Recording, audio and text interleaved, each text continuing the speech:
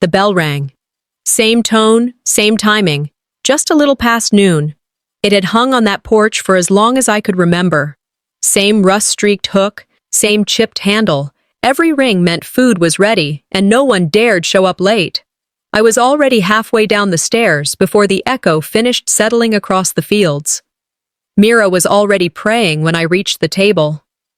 Eyes shut, lips pressed into her usual tight frown, like she was mad at God, but trying to sound grateful. Gregory sat across from her, spooning mashed potatoes like it was a task for survival, not a meal. Elias, the youngest, didn't look up. He never did anymore. I sat where I always sat. At the end, not because it was my spot, but because no one ever asked me to move. As I reached for the mashed potatoes, Gregory slapped my hand. "Let your mother finish," he said. I pulled my hand back, looked at Mira. She kept praying. No one mentioned the bruise still yellowing under my eye from last week. No one ever did. Gregory hadn't spoken more than a grunt to me since I told him I applied to Missouri Tech. Mira opened her eyes and ended with a whispered, "Amen," then finally smiled, the tight kind she reserved for dinner guests and church folk. The food moved around the table, slow, polite. Elias passed the gravy like he was carrying glass. I cleared my throat. No one looked up. "I got in," I said, voice low. Missouri Tech accepted me. Gregory's fork hit his plate like a gavel. Loud. Final. Mira blinked fast. Her hand froze around her glass. "That's wonderful," she said, voice falsely light. "Let's pray on it." Gregory didn't blink. "We didn't raise you to chase the world." Mira nodded. "God's already laid a path for you, Thorn. You just have to walk it." "I don't want that path," I said. "I want my own." Silence followed. Mira looked down. Gregory stared through me. Elias chewed slower. "I already accepted," I said. No one moved. After lunch, I took my plate to the sink. Mira was already there, sleeves rolled, washing the same bowl over and over like it might eventually reveal answers. I stood beside her, drying plates. Gregory walked in, shut the door behind him. No footsteps, just the click of the lock. "You think college is gonna fix you?" he said. I didn't answer. "You think you're smarter than this family?" Still, I stayed quiet. My hands trembled around the dish towel, but I didn't drop it. "Answer me." "I don't think anything," I said. "I just know I'm leaving." Gregory moved before I saw it, grabbed the back of my neck, slammed my head down against the sink. The sound cracked, loud, sickening. Metal met bone. Mira screamed behind him, but didn't stop him. Elias cried from the hallway. Blood ran down the porcelain. Gregory stepped back. Mira pressed a towel to my head. Her hands shook, but her voice didn't. "Pray," she whispered. "Just pray, baby." She didn't ask if I was okay. She didn't call for help. I looked up at her, dazed, blood in my eyes, pain echoing through my skull. She wasn't horrified. She was disappointed. She wasn't shaken. She was controlled. She wasn't angry at him. She was ashamed of me. I stumbled to my room. Vision blurred, but I didn't trip. The door shut behind me, and I leaned against it like it could hold back the world. I thought of Livia, my sister. I thought about the way her voice cracked the night she said, "They'll never let us leave." She'd cried once, not because she was hurt, but because no one came when she was. I looked at the sink again in my mind. Same porcelain, same shape. Had she bled there too? Mira had cleaned that sink, like she'd clean everything. Pain didn't last in that house. It got scrubbed, sanitized, deleted. I lay back on my bed, pressing ice wrapped in an old dish towel against my temple. She hadn't even asked if I was in pain. "They'd rather protect their version of God than their actual son," I whispered. The bell rang outside again. I didn't move. Let it ring. Let them wait. I wasn't hungry anymore. That night, I didn't sleep. Just stared at the ceiling, waiting for the pain to dull or the world to shift. Neither did. But I whispered something into the dark, just to hear it aloud. "They'll never stop. Not unless I do." The sink was clean. Too clean. I blinked, still on the tile, cheek pressed against the floor. Blood was dried under the rim of the drain, barely visible now, like it had never been there. My temple pulsed, dull and deep. The air smelled like bleach. Mira was kneeling beside me. She didn't meet my eyes. She pressed a cold, soaked cloth against the side of my head, then dabbed some antiseptic on the cut, without a word. No panic, no urgency, just rhythm, like a chore. Pain is God's way of testing loyalty, she said softly, like a nurse repeating scripture to herself instead of to her son. She reached into her apron and pulled out a small Bible, pressed it into my hands. Read Psalms 94 tonight. Still no eye contact. I looked at the sink again. The rag she'd used was already soaking in bleach water, not a single drop left to prove what had happened. Elias peeked from the hallway. His face vanished the second I turned my head. Mira stood, dusted off her skirt, and walked out. The door clicked softly behind her, lock turning with practiced ease. It wasn't the first time she'd done this, probably not the second either. Later, I heard a knock at the front door. Not rushed, polite. Mira's voice, muffled, answering it. Then the familiar cadence of Ms. Eleanor, the neighbor. Her voice always lifted at the end of questions. A minute passed, maybe two. Then another knock, this one heavier. Male voice this time, Deputy Carl Myers. I didn't move from the stairwell, just sat halfway up, one arm braced against the railing. My head still ached. The towel Mira had given me was turning pink. Gregory greeted the deputy like they were old army buddies. Come on in, Carl. Mira made sweet tea. I heard the screen door creak open, followed by a chuckle. Heard a ruckus earlier. Thought I'd check in. You know how these small towns get when someone hears a bang. Gregory laughed. Just a family moment. Boys testing boundaries. Better now than when they're 30, Carl replied.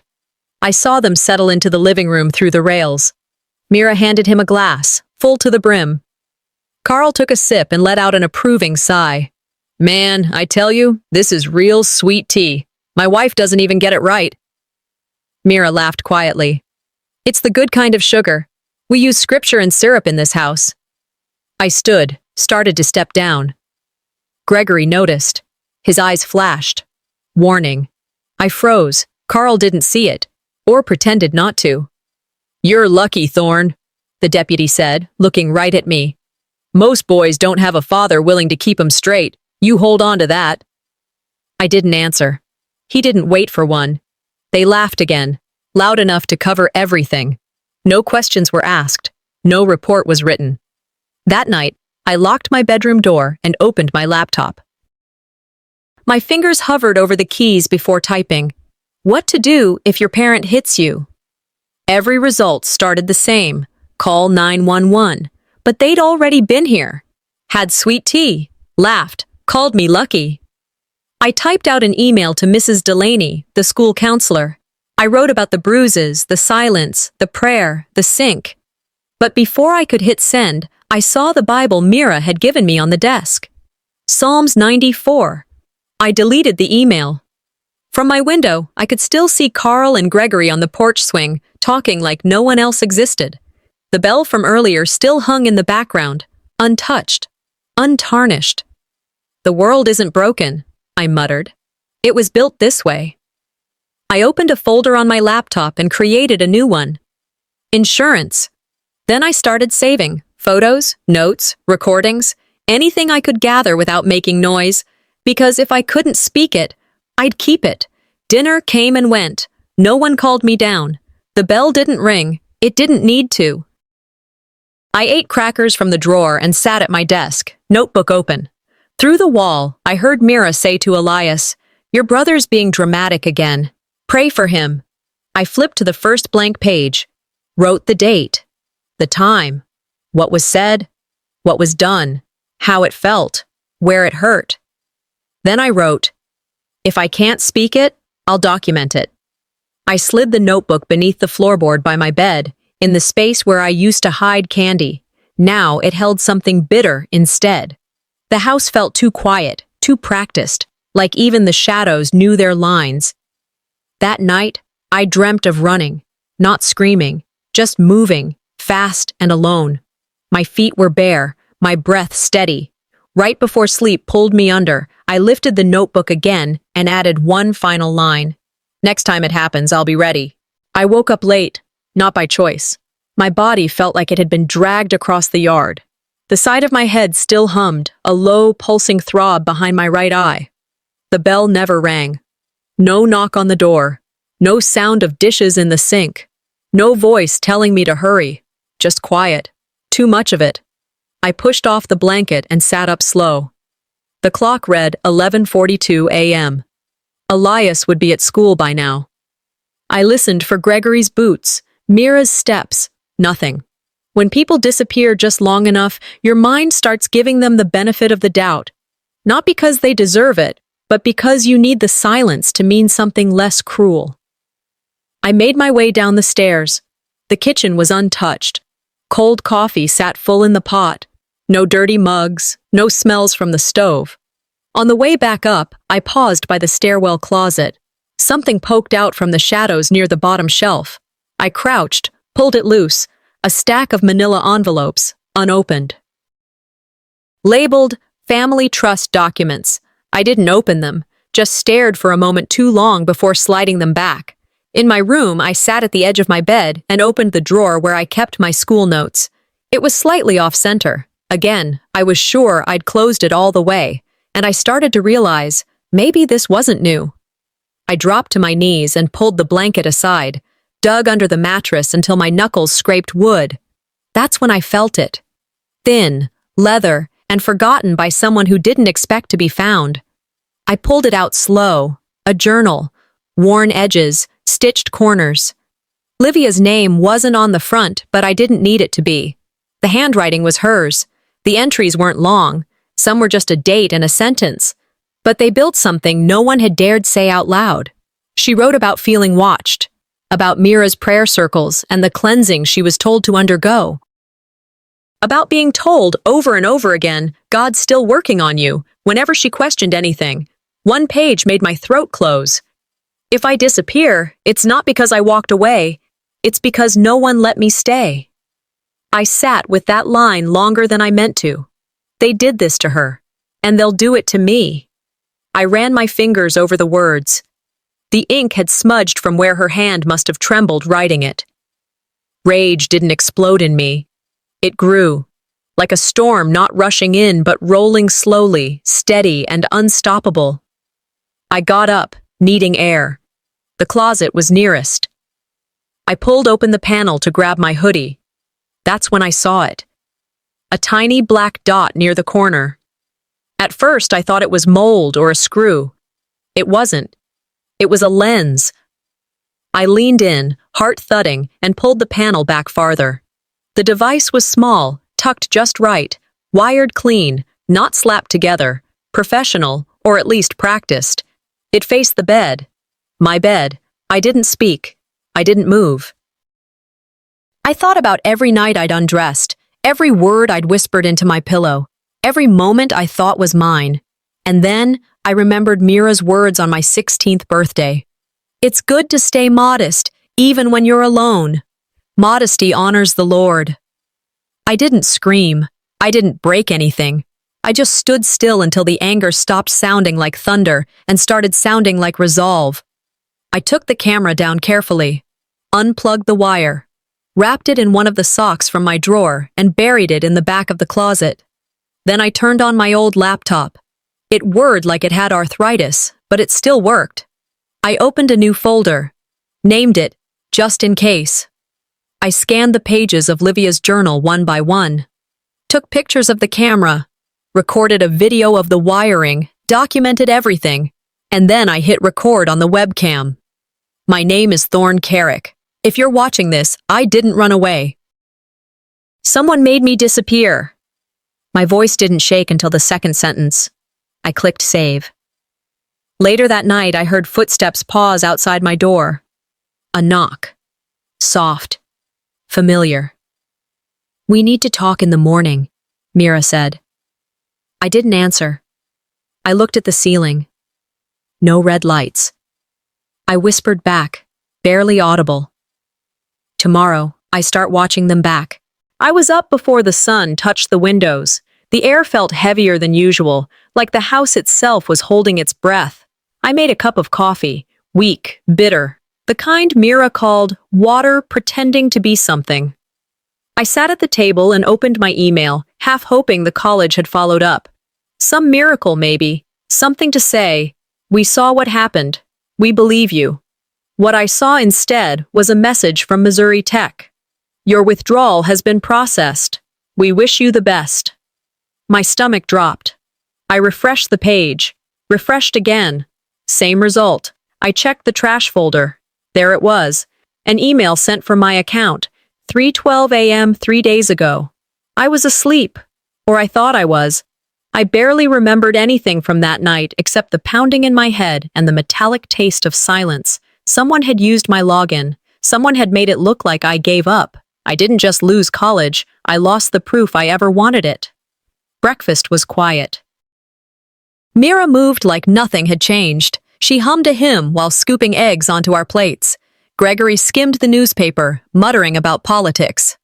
Elias sat stiffly, eyes on his food, not me. I waited until the plates were halfway empty before I said it. "You withdrew my college application." Mira paused, then smiled like a kindergarten teacher correcting a mistake. "We prayed on it. It wasn't the right time for that kind of pressure." Gregory didn't even look up. "College doesn't save souls. Discipline does." I held up the printed email. This was mine to decide. "Lower your tone," Mira warned. "You're scaring your brother." Elias didn't lift his eyes. He just kept chewing. Slower. I placed the printout gently on the table, directly in front of Mira. She didn't touch it. She stood up, walked calmly to the fireplace, and grabbed the poker. Without saying another word, she opened the hearth, leaned in, and fed the paper to the flame. It curled, blackened, disappeared in seconds. "We don't let Satan's distractions live in this house," she said. I watched it burn. Not because I couldn't stop her. I could have. But because watching it go up in smoke meant something else entirely. That was the last physical proof I had. Gone. By early afternoon, I'd walked to the public library, used one of the computers at the back. The room smelled like mildew and forgotten things. I logged into a fresh email, encrypted every message. I sent Missouri Tech a photo of my bruised face, attached copies of Livia's journal pages, added a line to the counselor, "If I vanish, look here." Then I printed everything again, slipped the copies into a thrift store paperback, the kind no one would ever steal. That evening, I slid it beneath a pew cushion at Wednesday night service. If home is where the hurt lives, then the truth needed somewhere else to survive. Dinner came, silent and stale. Mira leaned in close enough for her breath to graze my ear. "God sees rebellion in the heart long before the mouth speaks it." Gregory cleared his throat, spoke to no one in particular. "Livia thought she was bigger than this house, too. Thought she knew better." He paused, sipped from his glass. "Look how that ended." The words didn't hit like fists. They hit like history, rewritten, rehearsed, recycled. Even Elias stopped chewing. I stared at them. Not because I was stunned, but because I finally understood what this was. They weren't lying out of fear. They believed what they were saying. And worse, they thought it made them holy. That's how legacies survive in places like this. You don't have to hide the fire if you convince people it's the light. Later that night, after everyone had gone to bed, I walked to the fireplace. Ash still lined the grate. I opened the screen, pulled a folded note from my pocket, and laid it gently among the embers. "This lie won't survive the next fire." I moved through the day like a ghost tied to the floorboards, vacuumed the hallway, folded laundry I didn't wear, wiped down a counter that was already clean. Every time Mira asked for something, a dish towel, a rag, to take the trash, I answered the same, "Yes, ma'am." She didn't smile. Didn't frown either. Just moved through the house like nothing had ever gone wrong. Like the smell of burned paper from the hearth 2 days ago never happened. Gregory was outside, carving something in the garage with a chisel. I passed by once and caught sight of it. The words, "Obedience is protection," burned into a slab of cedar. They were resetting the narrative. fixing the stage, pretending the smoke in the walls had just been fog. That afternoon, Elias trailed me down the hall. He looked small, tighter in his skin. "Are you going to leave like Livia did?" he asked. My throat tightened. "What makes you ask that?" "Because Mom said you'll let the devil take me too." I stopped walking. He didn't cry, didn't pout, just said it like it was a fact he was supposed to understand. That night, Mira knocked on my door and offered hot cocoa. She never brought hot cocoa. The cup steamed, untouched in her hands. "Come downstairs," she said. "Let's talk." The living room lights were low. She sat on the couch like we were reminiscing, not unspoken enemies. "You were such a good baby," she started. "Quiet, obedient, always slept through the night." I waited.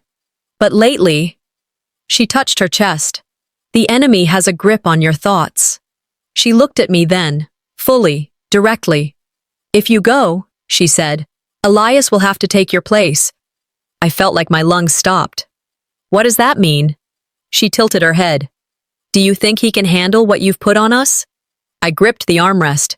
"What did you make Livia handle for me?" She didn't answer, didn't blink. "Some burdens," she said, "are meant to purify." I stood up and walked away before I said something I couldn't take back. In my room, I opened the notebook again and wrote the words slowly. This time, I won't be the one left behind. I pulled the shoebox from under the bed. Inside, $300 in bills, a flash drive, the printed journal pages, and a faded t-shirt that used to belong to Livia. Her name was stitched inside the collar. I folded it carefully, placed it at the bottom of my bag. Packed only what fit, nothing more. Clothes, toothbrush, charger, a printed copy of the email from Missouri Tech, and the broken camera. I slid it in last, tucked against the side pocket like it deserved to witness the next chapter. From the kitchen, I heard it. The bell, same as always.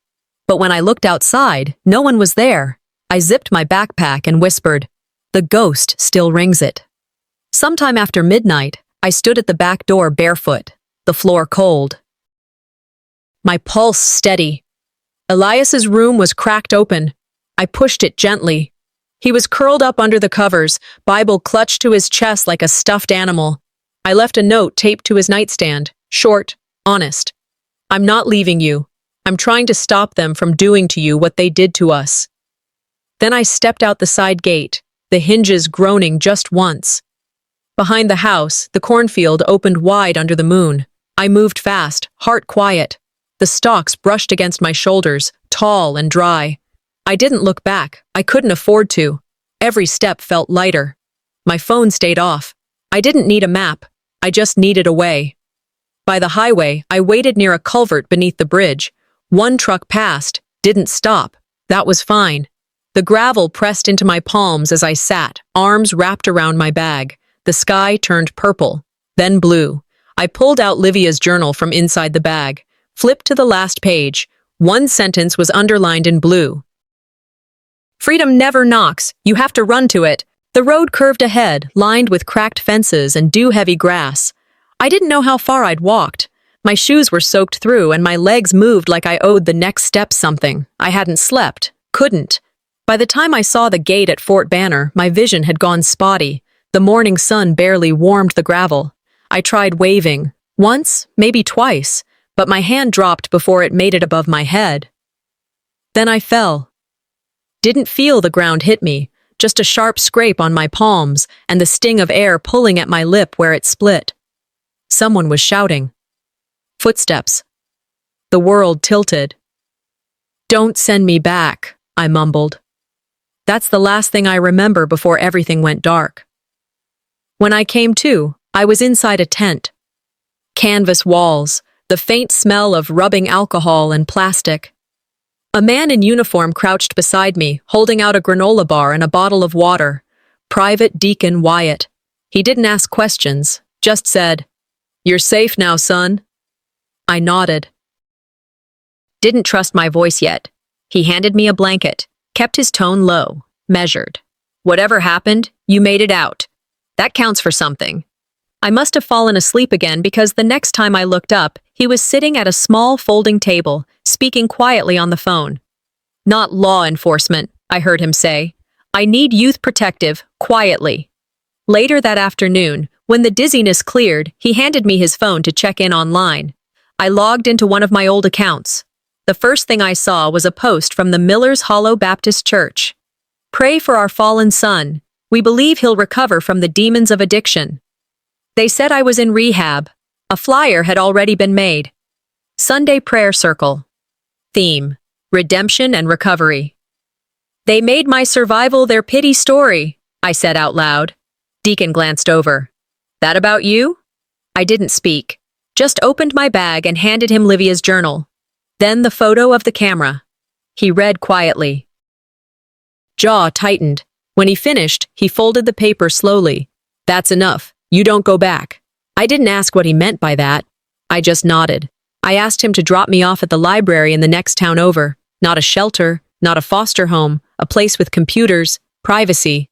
He looked at me a long time, then nodded once. "You're the calmest runaway I've ever met," he said. "Scariest kind." At the library, I printed everything. Pages from the journal. Photos, screenshots. Every file I'd backed up in that folder marked just in case. I took the manila envelope and walked it across the street to a youth legal aid center. Didn't leave my name. Just wrote on the front, "Carrick family, eyes open." They'd know what to do. Eventually, I went back to the library and uploaded every file to a new cloud folder. Changed the name, pseudonym, encrypted everything. Not because I was ready to expose them, because I knew they'd try to erase the truth again. And this time, I was going to get ahead of them. "If I disappear again," I typed in the note, "send this to Ms. Becca Dean, CPS." That was it. In the lounge of the youth center, I sat with my back to the wall, watching kids talk about video games and weekend trips like they weren't breathing borrowed air. Two teens sat a few feet from me, whispering. One of them pointed without making it obvious. "Is that the Carrick kid? I heard he OD'd." I turned my head slowly, looked them both in the eye. "No," I said. "I survived something worse." They didn't say anything after that. I walked to the public computer, logged in anonymously, opened a blank post on a survivor forum, typed, "When your story gets told without you, you either reclaim it or let it kill you." No names, no blame, just truth. I ended with, "I'm not missing, I'm remembering." Posted it, closed the tab. They'd see it soon. Maybe not today, but they would. And this time, they'd know I wasn't alone when the story changed. As I stepped outside, the wind caught my jacket. Church bells rang from somewhere across town. Not the lunch bell, not from home, but the sound still pulled something out of me. Then the phone in my pocket buzzed. Number unknown. One message. "You lied about us. We're coming to get you." Sunday morning, I woke to the buzz of my phone, not the sound of bells or hollow prayers. I hadn't planned to check the community board, but habit is a stubborn thing. One swipe, and there it was, my face. That same photo they used on the church's Easter pamphlet when I was 10. Wide-eyed, grinning, head tilted just enough to seem innocent. The caption read, "Pray for Thorn Carrick. He's fallen into darkness." The comments followed quickly. "Tragic. Such a promising boy." "We warned Gregory this would happen if he left the boy ungrounded." College corrupts faster than cocaine. And just like that, they'd taken the truth I'd built and buried it under a narrative dressed in scripture. They made me the sinner, the failure, the broken branch of their perfect tree. I stared at the screen until the coffee went cold, then forwarded the post to Deacon with one line. "You said you'd believe me. Can you still?" It didn't take him long. He called back within the hour. His voice was clipped, tighter than usual. He skipped pleasantries. "I knew your sister," he said. "Livia, Fort Banner. She came through with a junior ROTC tour 2 years ago." My breath caught. She was different, quiet, but sharp. Said she wanted out. Told me, "They'll never let me leave without a funeral." I didn't get it then. I do now.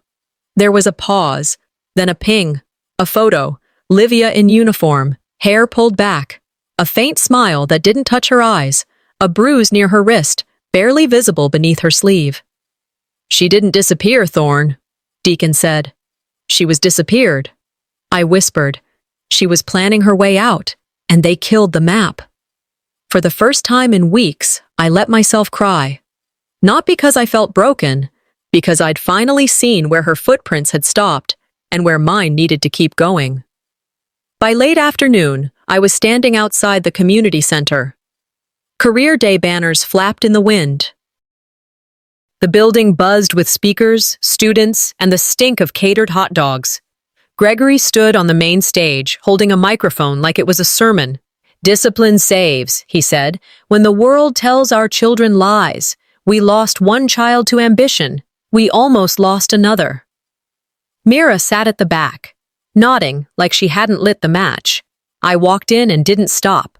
Straight to the front, pulled a printed photo of Livia from my folder, held it up, handed it to the organizer, a woman in her 50s who wore a cross too big for her chest.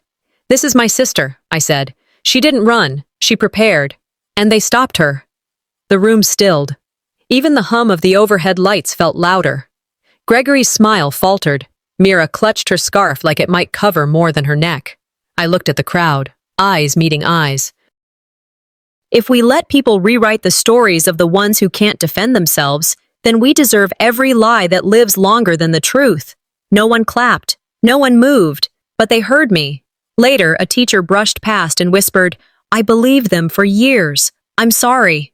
A student told me, "I didn't know she was real." That evening, Elias called from a borrowed phone. He didn't say hello. "They're angry," he said, "but I saw the picture. She looked free." I didn't say much, just good. Back in the library, I opened my laptop, clicked into the cloud folder, the Carrick files, every document, every scan, every photo, uploaded. They could scream in the pulpit. They could write their own bulletins, but they couldn't delete the truth now. The screen blinked. Notification. Password reset attempted. Source, Miller's Hollow Church office. I smiled. They're scared. The hearing room felt colder than it should have been for late spring. Fluorescent lights buzzed overhead, and the smell of floor wax clung to the walls like old guilt. I sat between two empty chairs. One belonged to Becca Dean from CPS. The other stayed vacant until Gregory and Mira arrived, perfectly timed, perfectly composed. Gregory held a thick folder. Mira clutched a Bible like it had something new to say. The school board members shuffled paper and cleared throats. When called to speak, Gregory stood first. He laid out discipline records with careful pauses and firm hands. A behavioral report, a list of supposed infractions, a written confession about funds missing from the youth donation box. Each document on church letterhead, neatly typed. Signed. Mira sat still, but her eyes darted toward me whenever someone said violent history or theft. Becca leaned forward slowly. "You're saying he stole from the church youth fund?" "Yes," Gregory said. "He confessed to it in counseling. We've kept it quiet out of love." I didn't move, didn't blink. When they finished, I opened my backpack, pulled out a flash drive, and passed it to Becca.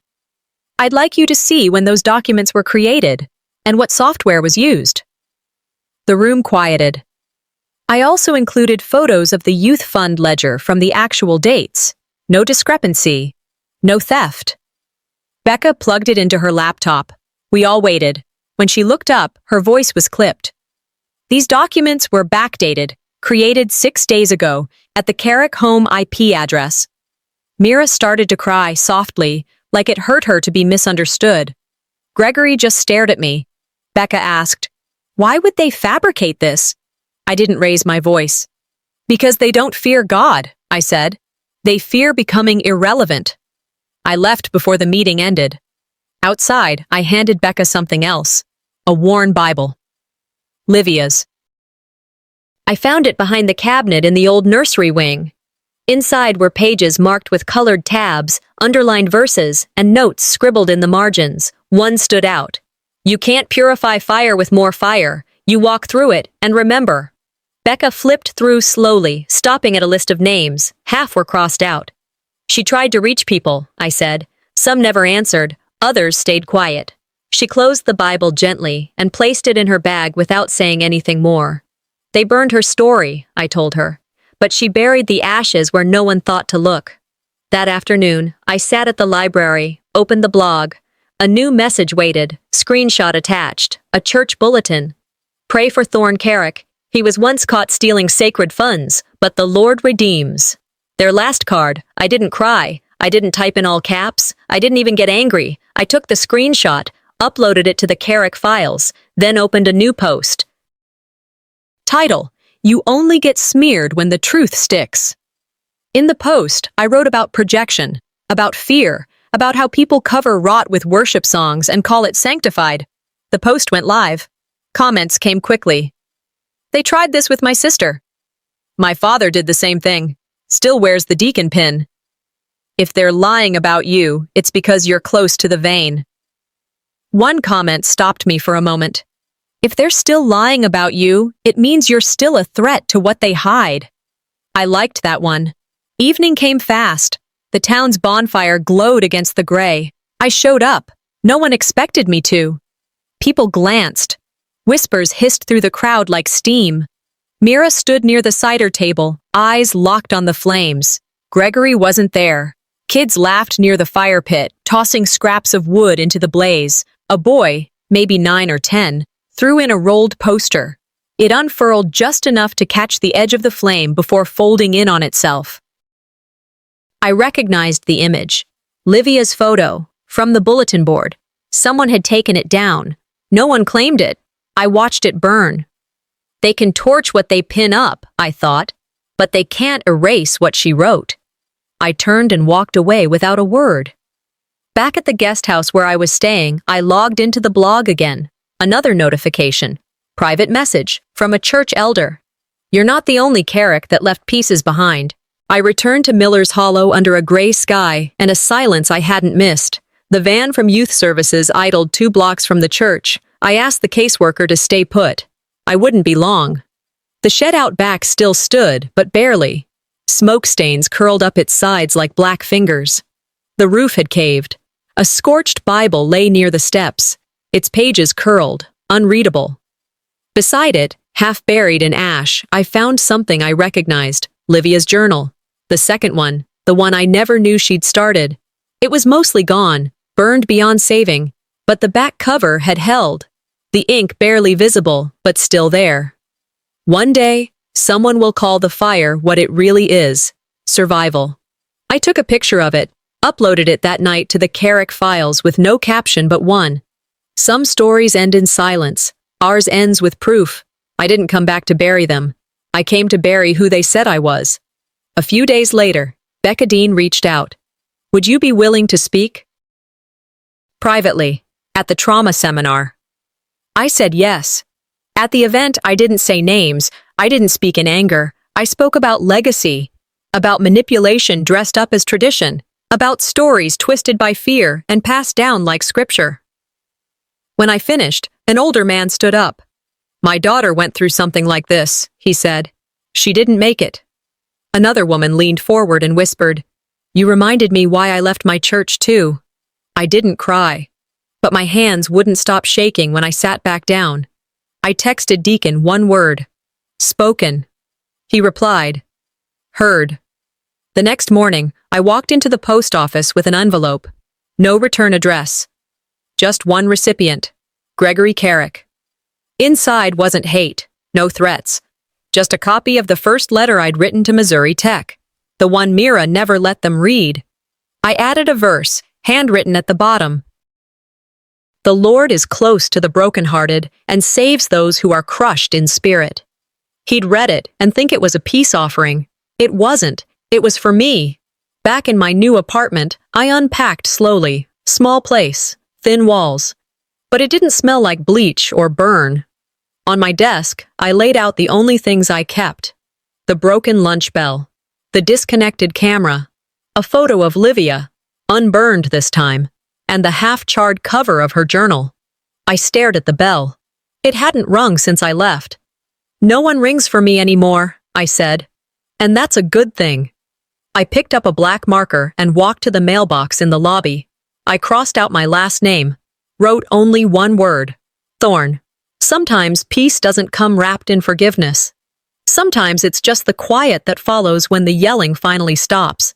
Some families don't heal. Some truths don't belong in church halls. And leaving doesn't mean hate. Sometimes it just means surviving long enough to be heard. Later that night, I logged into the blog. One message waited. I'm Elias. I found your letter. I think I'm ready to know more. I stared at the screen, and for the first time since I ran, I felt something I couldn't name, but it was warm.